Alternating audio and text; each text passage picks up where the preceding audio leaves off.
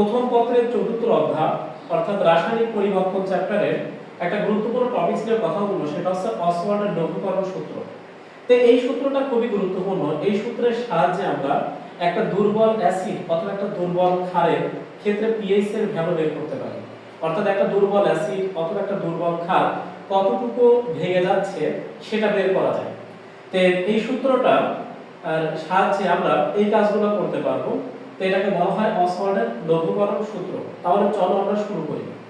তো আমরা একটা দুর্বল অ্যাসিড, এখন তোমাকে যদি কেউ প্রশ্ন করে দুর্বল অ্যাসিড কারা, যে সকল অ্যাসিড জলীয় দ্রবণে 100% ডিসোসিয়েশন হয় না, অর্থাৎ টোটালি ভেঙে যায় না, টোটালি আয়নে কনভার্ট হয় না, তাদেরকে কিন্তু আমরা দুর্বল অ্যাসিড বলবো। যেমন দেখো আমি যদি এখানে বলি CH3COOH, এটার নাম কিন্তু ইথানোইক অ্যাসিড। এটা একটা অর্গানিক অ্যাসিড অর্থাৎ জৈব অ্যাসিড। এটা কিন্তু জলীয় দ্রবণে কিন্তু 100% ভাঙে না, অর্থাৎ আংশিক বিয়োজিত হয়। আর এই সকল অ্যাসিডের ক্ষেত্রে আমরা পাবো বিয়োজন ধ্রুবক পাবো, অর্থাৎ ডিসোসিয়েশন কনস্ট্যান্ট পাওয়া যায়। তো এই ক্ষেত্রে এই অ্যাসিডগুলোকে বলবো হচ্ছে দুর্বল অ্যাসিড। কিন্তু যেমন ধরো HCl, এটা কিন্তু সবল অ্যাসিড, কারণ কি এটা জলীয় দ্রবণে 100% ভাঙে। যেমন নাইট্রিক অ্যাসিড, এরা সবল অ্যাসিড, কারণ এটা জলীয় দ্রবণে 100% ভাঙে। আর স্ট্রং বেস অর্থাৎ শক্তিশালী ক্ষার কারা, যেমন সোডিয়াম হাইড্রোক্সাইড একটা শক্তিশালী ক্ষার। কিন্তু তুমি যদি মনে করো অ্যামোনিয়াম হাইড্রোক্সাইড নাও, এটা কিন্তু দুর্বল প্রকৃতির ক্ষার হবে, কারণ এই ক্ষারটা জলীয় দ্রবণে 100% ভাঙে না। তো এই সকল দুর্বল অ্যাসিড বা দুর্বল ক্ষারের ক্ষেত্রে সেটা কতটুকু ভেঙে গেছে, সেটা কতটুকু আয়নিত হয়েছে, সেই বিষয়টা নির্ণয় করা যায় অসওয়াল্ডের লঘুকরণ সূত্রের সাহায্যে। তাহলে চলো আমরা শুরু করি। এখন লক্ষ্য করো, ধরে নিলাম যে HA এটা হচ্ছে আমাদের একটা দুর্বল অ্যাসিড।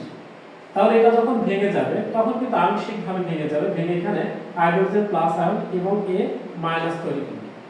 তো যখন এরা ভাঙবে অর্থাৎ ইনিশিয়াল পর্যায়ে আমি ধরে নিলাম এর ঘনমাত্রা অর্থাৎ কনসেন্ট্রেশন ছিল C, তাহলে এটা কিন্তু হবে 0, এটাও কিন্তু হবে 0, কারণ এটা হচ্ছে ইনিশিয়াল মোমেন্ট।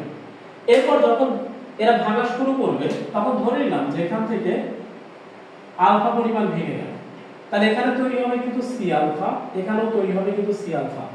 এখন এই অ্যাসিডটা কতটুকু ভেঙে যাচ্ছে, সেক্ষেত্রে যদি এই অ্যাসিডের ডিসোসিয়েশন কনস্ট্যান্ট অর্থাৎ বিয়োজন ধ্রুবক যদি আমি কে বিবেচনা করি, তাহলে ভরক্রিয়া সূত্র অনুসারে আমি লিখতে পারি এই কে এ সমান হাইড্রোজেন প্লাস আয়নের ঘনমাত্রা এবং এ মাইনাস আয়নের ঘনমাত্রা, নিচে যাবে হচ্ছে এইচ এর কনসেন্ট্রেশন।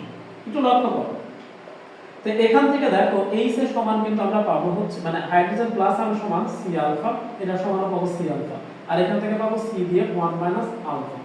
এখন দেখো যেহেতু এটা দুর্বল প্রকৃতির অ্যাসিড, এজন্য এটা খুবই মৃদু বিয়োজিত হয়, খুব অর্থাৎ বিয়োজনের পরিমাণ খুবই কম। এই কারণে এই 1 মাইনাস আলফার মানটা নগণ্য বিবেচনা করা হয়, এটাকে নেগলিজিবল বিবেচনা করে আমরা এটা সমান 1 লিখতে পারি। আর 1 লিখলে এখান থেকে আমরা পাবো সি স্কয়ার আলফা স্কয়ার, নিচে আরেকটা সি থাকবে, এখান থেকে কেটে গেলে আমরা পাবো সি আলফা স্কয়ার।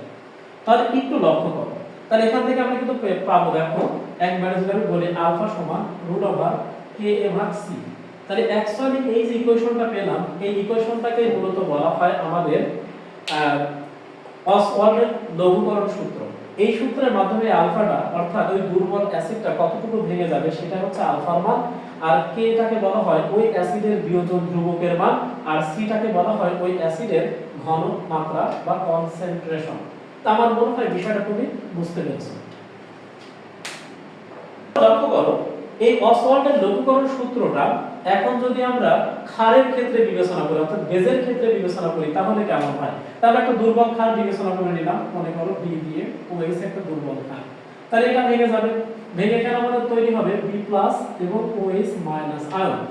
তাই ঠিক অনুরূপভাবে সে আগের মতই আমরা ধরে নিলাম যে প্রাথমিক অবস্থায় এর ঘনমাত্রা ছিল C, তাহলে এটা হচ্ছে 0, এটাও কিন্তু 0।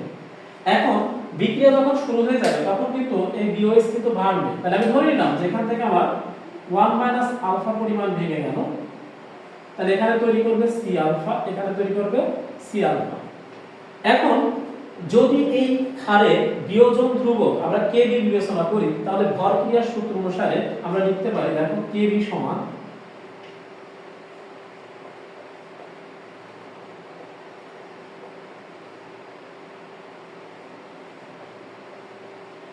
তাহলে এখন লক্ষ্য করো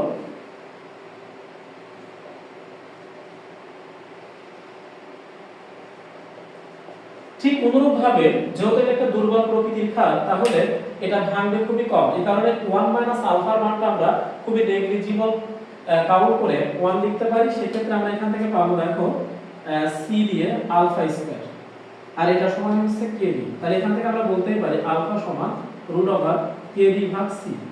এই যে ইকুয়েশনটা পেলাম, তো এটাই হচ্ছে অসওয়াল্ডের লঘুকরণ সূত্র ক্ষারের ক্ষেত্রে। তো এই যে আলফা সমান রুট ওভার কেবি ভাগ সি, এই কথা মানে হচ্ছে আলফাটা হচ্ছে ওই ক্ষারটা কতটুকু জলীয় দ্রবণে ভাঙবে তার পরিমাণ, কেবিটাকে বলা হয় ডিসোসিয়েশন কনস্ট্যান্ট অফ বেস অর্থাৎ ক্ষারের বিয়োজন ধ্রুবক, আর সিটাকে বলা হয় ওই ক্ষারের কনসেন্ট্রেশন অথবা ঘনমাত্রা। এরপর লক্ষ্য করো অসওয়াল্ডের লঘুকরণ সূত্রের সাহায্যে আমরা একটা ম্যাথ প্রবলেম দেখে আসি। তো দেখো এখানে বলছে 0.1 এ ইথানোয়িক অ্যাসিডের দ্রবণে pH কত, যার k, এই k টাকে বলা হয় অ্যাসিডের বিয়োজন ধ্রুবক, অর্থাৎ এখানে ডিসোসিয়েশন কনস্ট্যান্ট অফ অ্যাসিড দেওয়া আছে, আর এটা হচ্ছে 0.1 এম, এটা হচ্ছে c অ্যাসিডের কনসেন্ট্রেশন অর্থাৎ ঘনমাত্রা। আমাদের বের করতে বলছে স্যার pH। তাহলে দেখো এখানে কিন্তু এই অ্যাসিডটা কতটুকু ভেঙে যাচ্ছে সেটা কিন্তু আমাদের দেওয়া নেই। তাহলে অ্যাসিডটা কতটুকু ভেঙে যাচ্ছে সেটা বের করতে গেলে আমাদের লাগবে হচ্ছে আলফা।